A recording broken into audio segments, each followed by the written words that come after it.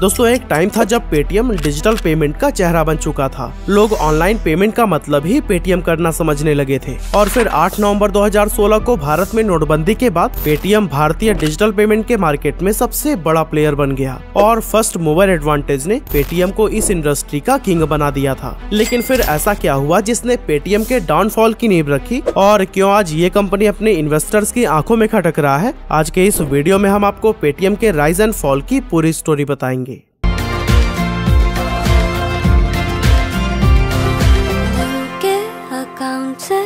Paytm करो।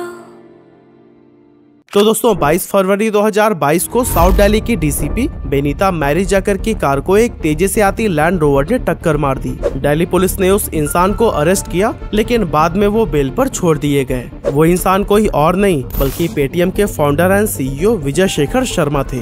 UP के अलीगढ़ में जन्मे विजय शेखर शर्मा एक मिडिल क्लास फैमिली से थे, लेकिन उनका सपना एक ऐसी कंपनी बनाने का था जिसे पूरी दुनिया में पहचान मिले। साल 2000 में विजय ने 197 कम्युनिकेशंस नाम की एक कंपनी की शुरुआत की और इसी के अंडर ही पेटीएम भी आता है।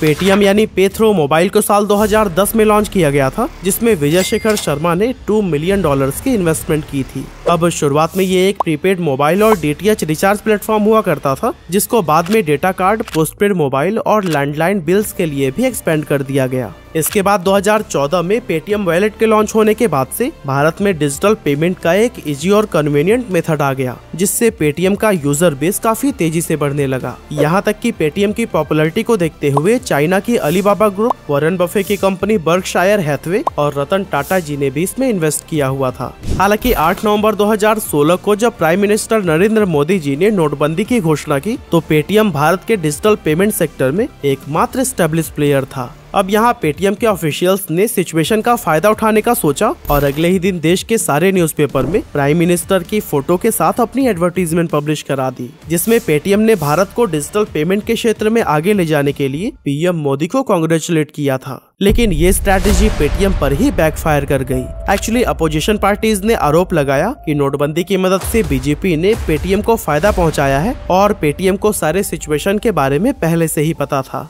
हालांकि पेटीएम ने इस पॉलिटिकल कंट्रोवर्सी पर ज्यादा ध्यान नहीं दिया और मौके का फायदा उठाने पर कंसंट्रेट किया, और यही वजह थी कि महज 1 महीने के अंदर ही पेटीएम के यूजर 14 करोड़ से बढ़कर 27 करोड़ पहुंच गए थे। साल 2015 में पेटीएम ने अपने पेमेंट बैंक की भी शुरुआत की, जो कि आज के समय में उनका एकमात्र प्रॉफिटेबल प्रोडक्ट है। 2017 में इस बैंक को रिजर्व बैंक ऑफ इंडिया से भी अप्रूवल मिल गया और पेटीएम का यूजर बेस और भी ज्यादा स्ट्रॉन्ग होता चला गया। हालांकि 2018 में कुछ केवाईसी दिक्कतों की वजह से इनके नए अकाउंट ओपनिंग पर रोक लगा दिया गया था, पर अगले ही साल इन्हें दोबारा से आगे बढ़ने के लिए अप्रूवल मिल गया। हालांकि आगे चलकर 2022 में भी पेटीएम पेमेंट बैंक और आरबीआई के बीच कुछ गड़बड़ियां देखने को मिली, पर तमाम बैन के बावजूद पेटीएम पेमेंट बैंक काफी सक्सेसफुल रहा और इसने पेटीएम की ग्रोथ में इम्पोर्टेंट रोल निभाया।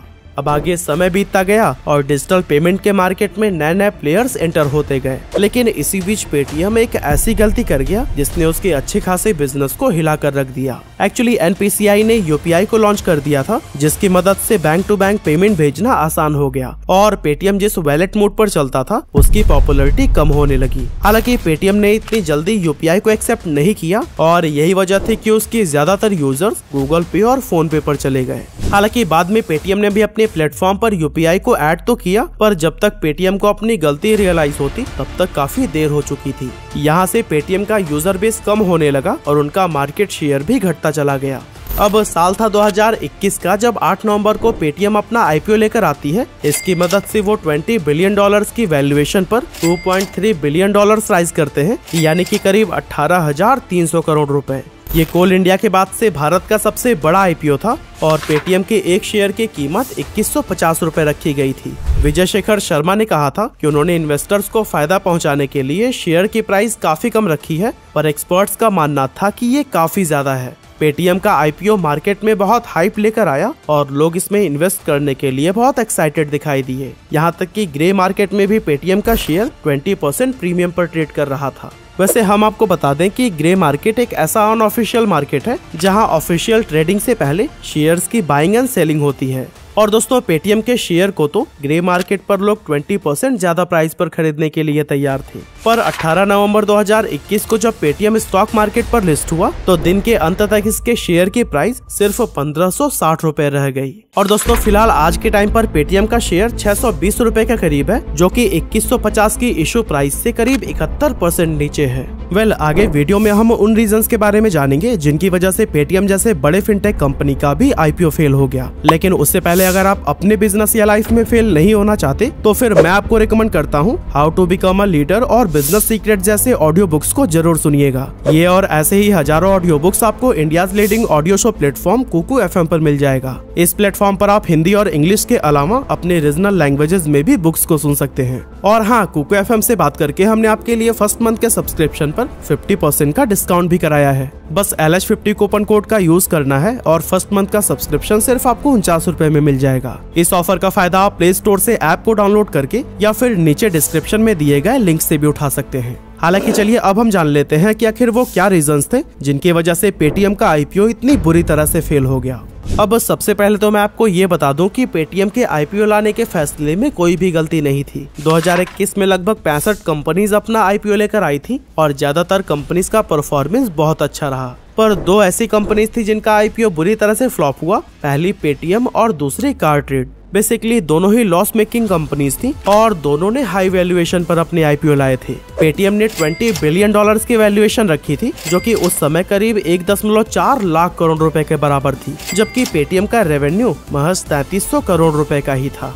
अब दोस्तों एक कंपनी के शेयर का प्राइस और उसकी अर्निंग के रेशियो को प्राइस टू अर्निंग रेशियो या पीई रेशियो कहते हैं। अब क्योंकि पेटीएम एक लॉस मेकिंग कंपनी है, इसीलिए हम इसका प्राइस टू अर्निंग रेशियो नहीं निकाल सकते और ऐसी कंडीशन में हमें इसका प्राइस टू सेल्स रेशियो निकालना होगा, जो कि पेटीएम के केस में 35 आता है। मतलब हम सिंपली समझें तो इस कंपनी को अपने इन्वेस्टर्स का प्रॉफिट कराने के लिए हर साल 400% के रिटर्न देने होंगे, जो कि लगभग इम्पॉसिबल है। अब दोस्तों ग्लोबल स्टैंडर्ड पर देखें तो $20 बिलियन के लगभग की वैल्यूएशन वो कंपनीज मांगती हैं जिनका रेवेन्यू पेटीएम से कम 9 गुना ज्यादा होता है। लेकिन पेटीएम कम रेवेन्यू के बावजूद हाई वैल्यूएशन के लिए गई, जो कि पहले ही दिन से अपने इन्वेस्टर्स के साथ बहुत बड़ा धोखा था। हालांकि पेटीएम का वैल्यूएशन ही इसके आईपीओ के फेलियर का एकमात्र कारण नहीं था। बेसिकली प्राइवेट कंपनीज और पब्लिक कंपनीज के लिए फंडिंग का गेम बहुत अलग अलग चलता है। प्राइवेट कंपनीज फंडिंग काफी आसानी से हासिल कर लेती हैं और अपनी वैल्यूएशन को बहुत ज्यादा बढ़ा लेती हैं,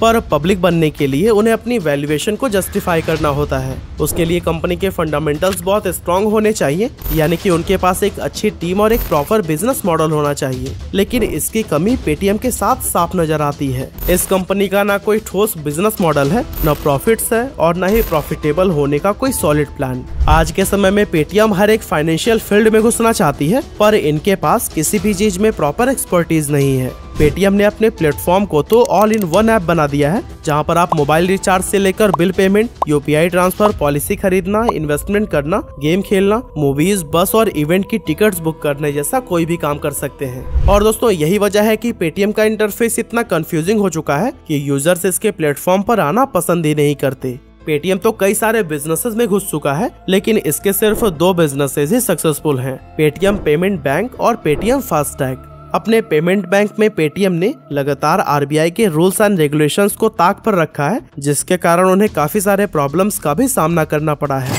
पर प्रेजेंट सिचुएशन की बात करें तो पेटीएम पेमेंट बैंक इस कंपनी को लगातार प्रॉफिट कमा कर दे रहा है।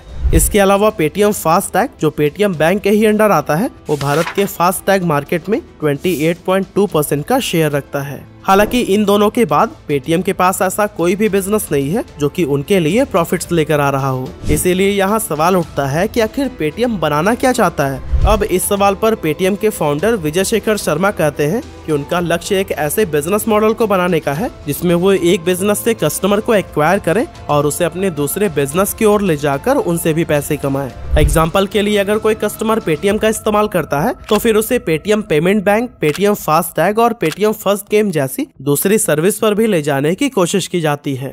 लेकिन विजय शेखर शर्मा का ये मास्टर प्लान इन्वेस्टर्स की समझ से बाहर है और इसीलिए वो उन्हें सीरियसली लेने को तैयार नहीं है। अब बिजनेस के मामले में तो पेटीएम फेल हो ही रहा है, पर अब तो इसकी किस्मत भी इससे मुंह मोड़ती नजर आ रही है। एक्चुअली पेटीएम के पास दूसरे फिनटेक स्टार्टअप के कंपैरिजन में एक ही एडवांटेज था और वो था उनका वास्ट यूजर डेटा, जिससे वो मार्केट में लीड ले सकते थे। पर 2021 में आरबीआई के अकाउंट एग्रीगेटर नेटवर्क इनिशिएटिव ने पेटीएम से ये भी छीन लिया। इस इनिशिएटिव के तहत भारत के सारे फिनटेक स्टार्टअप्स एक दूसरे के यूजर डेटा को इस्तेमाल कर सकते हैं। मतलब कि अगर पेटीएम को पता है कि उनका कस्टमर इन्वेस्टमेंट करने में इंटरेस्टेड है, तो फिर उनका ये डेटा फोन पे, गूगल पे और दूसरे फिनटेक एप्स के पास भी होगा। और दोस्तों, इसी के कारण पेटीएम के हाथ से रेवेन्यू जनरेट करने का एक और तरीका छिन चुका है। मगर फिर भी आप अगर नोटिस करेंगे तो पेटीएम लगातार एक्सपेंड कर रहा है और नए नए बिजनेसेस में हाथ आजमाता जा रहा है। ऐसा इसलिए क्योंकि ऐसी कंपनीज का मेन फोकस प्रॉफिट कमाने पर नहीं, बल्कि कस्टमर का बिहेवियर चेंज करने पर होता है। पेटीएम आपको अपने प्लेटफॉर्म के थ्रू पेमेंट करने पर रिवॉर्ड और कैशबैक इसलिए देता है जिससे आपको उनके प्लेटफॉर्म की आदत लग जाए और आप इनके इकोसिस्टम में ही फंस कर रह जाओ। हालांकि फिलहाल तक तो पेटीएम अपने बिजनेस मॉडल को सक्सेस तक पहुंचाने में नाकाम रहा है, लेकिन आखिर में सवाल उठता है कि पेटीएम को आखिर ऐसा क्या करना चाहिए जिससे कि वो अपने लॉसेस को कम कर सके। तो दोस्तों, सबसे पहले तो पेटीएम को एक प्रॉपर बिजनेस प्लान बनाना होगा जिनमें उनके टारगेट्स और गोल क्लियर हों। इससे वो इन्वेस्टर्स के बीच भरोसा कायम रख पाएंगे और उनके शेयर्स की प्राइस और नीचे नहीं आएगी।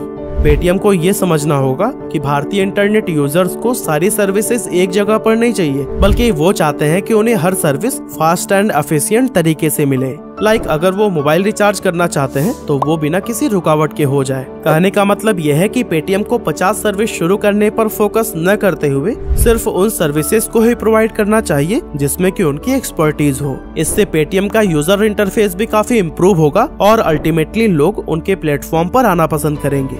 होपफुली आने वाले समय में पेटीएम प्रॉफिटेबल बनेगा और अपने इन्वेस्टर्स को हुए लॉस को प्रॉफिट में बदलेगा। वैसे पेटीएम को वापसी के लिए क्या करना चाहिए, आप अपना ओपिनियन भी हमें कमेंट में जरूर बताइएगा। और हाँ, कुकू एफएम के ऑफर को भी ग्रैब करना ना भूलिएगा। ऐप अभी डाउनलोड करिए और LH50 कूपन कोड का यूज करके पहले महीने का सब्सक्रिप्शन सिर्फ 49 रुपए में पाइए।